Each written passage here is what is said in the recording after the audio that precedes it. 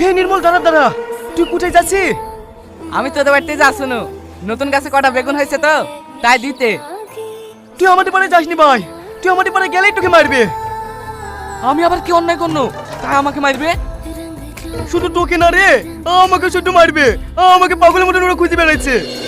তোর কোনো ভয় নাই, তুই আমাদের বাড়িতে চ, কে কি করে দেখছি।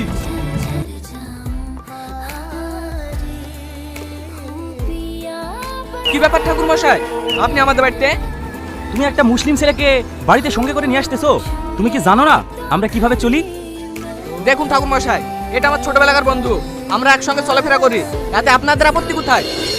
আপত্তি আছে, তুমি হিন্দু একজন মুসলিম, তোমাদের এই মেলেমেশে আমরা কোনোদিনই মেনে নিতে পারবো না।